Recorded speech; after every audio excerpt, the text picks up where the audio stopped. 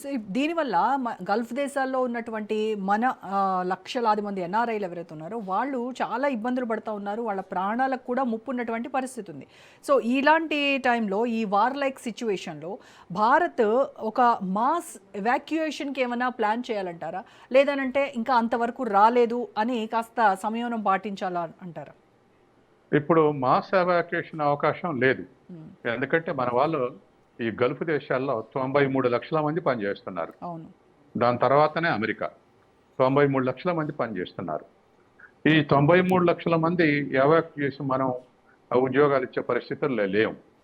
కాబట్టి ఇప్పుడున్న పరిస్థితుల్లో వాళ్ళని జాగ్రత్తలు తీసుకోవటం, వాళ్ళ తర్వాత వాళ్ళున్న దేశాలని అధ్యక్షులను అలర్ట్ చేయటం, మా వాళ్ళకు ప్రొటెక్షన్ ఇవ్వండి అని, ఇటువంటి గత ఏడాదిగా మన దేశం చేస్తా ఉంది. ఆ దేశాల్లో ఉన్నటువంటి తర్వాత మీరు కూడా జాగ్రత్తగా సెక్యూరిటీ ఉన్నటువంటి ప్లేస్లో ఉండండి అని కూడా విజ్ఞప్తి చేస్తుంది. దాంతో ఇప్పటి వరకు పెద్దగా మాసివ్గా నష్టం జరగలేదు. అక్కడ పనిచేసే వర్కర్స్ అక్కడొకళ్ళు పనిచేస్తున్నటువంటి వాడి మీద దాడి చేసినప్పుడు చనిపోతున్నారు తప్ప మాసివ్ అటాక్ జరిగి మాసివ్గా చనిపోయింది లేదు. తర్వాత దీనికన్నా ఒక పెద్ద నష్టం ఏంటంటే మనకున్నటువంటి ఇప్పుడు ఫారెన్ రిజర్వ్స్ $600 బిలియన్ ఉన్నాయి. ఈ బిలియన్ డాలర్ల $130 బిలియన్ ఇతర దేశాల్లో పనిచేసే ఉద్యోగస్తులు మన దేశ ఎకానమీకి కాంట్రిబ్యూట్ చేస్తున్నారు. అంటే వాళ్ళు సర్ప్లస్ జీతాలన్నీ మన రిజర్వ్ బ్యాంకులో దాచుకుంటున్నారు. అట్లా $130 బిలియన్ ఫారెన్ నుంచి ఇది పెద్ద కాంట్రిబ్యూషన్ మనకు డాలర్లు. ఈ డాలర్లో దరిదాపు గల్ఫ్ లో పనిచేసేటువంటి వాళ్ళే $63 బిలియన్ కాంట్రిబ్యూట్ చేస్తున్నారు. మనకు అట్లా వాళ్ళు ఇతర దేశాల్లో ఉద్యోగాలు చేయడమే కాకుండా మనకు ఫారెన్ కరెన్సీ వస్తుంది. ఇంత పెద్ద ఇది ఇప్పుడు తగ్గిపోతున్నాయి. అవతల ట్రంప్ పెట్టే తిప్పలకు అమెరికాలో కూడా సర్ప్లస్, అమెరికా నుంచి పంపే డబ్బులు కూడా తగ్గినాయి. కేవలం ఉద్యోగాలు తీసేయడం ద్వారే కాదు, మన దేశానికి డాలర్లు పంపాలంటే కూడా దాని మీద ట్యాక్స్ మొదలు పెట్టిండు ట్రంప్ వచ్చిన తర్వాత. పంపే వాటి మీద కూడా ట్యాక్స్ పెట్టిండు.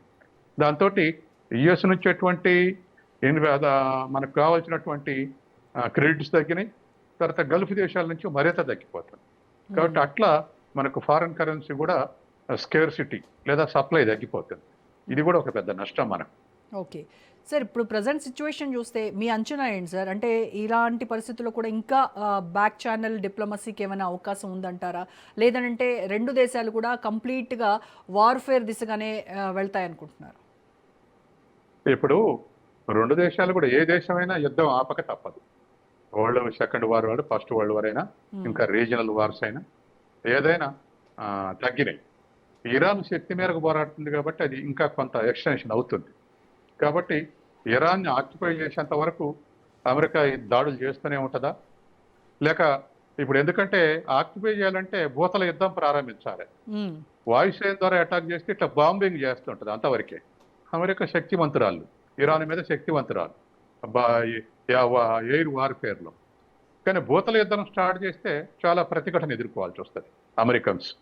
ఇప్పటికే డెవలప్డ్ కంట్రీస్ నుంచి యుద్ధం చేసేందుకు సైనికులు సిద్ధంగా లేరు. అది ఆ వీక్నెస్ మనకు వియత్నాం వార్లో అవుపడింది, ఆఫ్ఘనిస్తాన్ వార్లో అవుపడింది. వియత్నాం కమ్యూనిస్ట్ పార్టీ మీద ఓడిపోయింది అమెరికా 30 ఏళ్ళు యుద్ధం చేసి.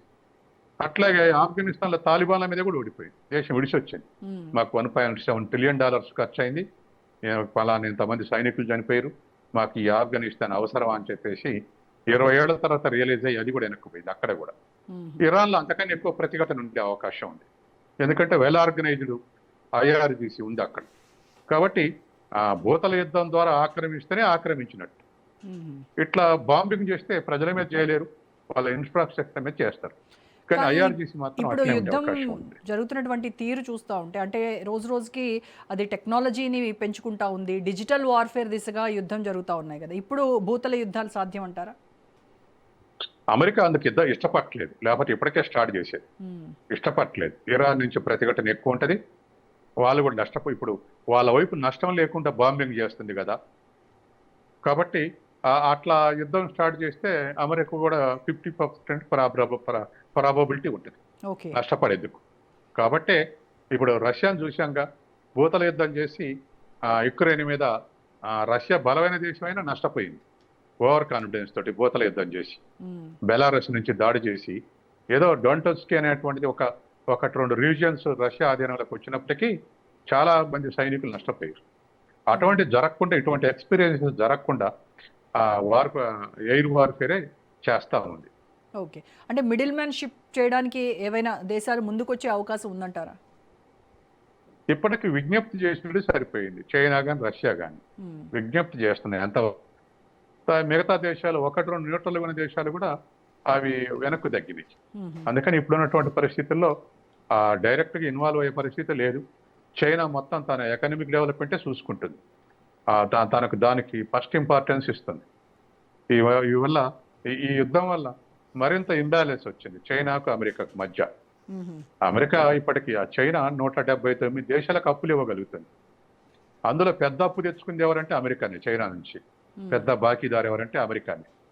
అందుకని ఇవాళ ఉన్నటువంటి పరిస్థితుల్లో ఒక $200 బిలియన్ యుద్ధానికి ఖర్చు అయితే అమెరికాకు అది పెద్ద భారమే. కాబట్టి ఇప్పుడు ఉన్నటువంటి పరిస్థితుల్లో మరొక దేశం వచ్చి ఇన్వాల్వ్ అయ్యి ఇరాన్ తరపున యుద్ధం చేసే పరిస్థితులు లేవు. సో అమెరికా మిత్ర దేశాలపైన కూడా దాడులు జరుగుతున్నాయి కాబట్టి ఇప్పుడు జీసీసీ కంట్రీస్ నేరుగా ఏమైనా ఈ యుద్ధంలోకి దిగే అవకాశం ఉందా? ఇప్పటికి అనిపించట్లేదు. ఎందుకంటే వార్నింగ్స్ కానీ, లేదా సిగ్నల్స్ కానీ, లేదా నెగిటివ్ సిగ్నల్స్ కానీ, లేదా వార్నింగ్స్ కానీ ఇటువంటి ఏవి అమెరికా మిత్ర దేశాల నుంచి లేవు. తర్వాత ముందే ప్రకటించినాయి. దానికి మిత్ర దేశాలు, నాటో దేశాలు మా ఇరాన్ యుద్ధానికి కలిసి రండి అంటే ఎవరు కలిసి రాలేదు, రిజెక్ట్ చేశారు. రిజెక్ట్ చేయడంతో ట్రంప్ కోపం వచ్చి మేము మా సైన్యం ఎందుకు ఉండాలో, 1,00,000 సైన్యం యూరోప్లో మేము ఉపసంహరించుకుంటాం, మేమెందుకు ఖర్చు పెట్టాలని ఒక స్టేట్మెంట్ కూడా ఇచ్చిండు ట్రంప్. వాళ్ళ మిత్రులనే బెదిరించాడు. అందుకని ఇప్పుడు ఉన్నటువంటి పరిస్థితులు అవి ఇమ్మీడియట్గా అయితే సాధ్యం కాదు. మరి ఇంకేమైనా పొలిటికల్ డెవలప్మెంట్స్ అయితే అప్పుడేమైనా ఆలోచించాల్సిందే. As on today they are not giving any license to Trump. మేము వస్తామని కానీ హామీ ఇవ్వటం కానీ ఇటువంటి జరగలేదు. సో ఇది ఒక లోకల్ కాన్ఫ్లిక్ట్ గానే మిగిలిపోతుంది. అసలైతే ఇది Israel Iran conflict. Israel safety కొరకు అమెరికా దాడులు చేస్తుంది. Right sir.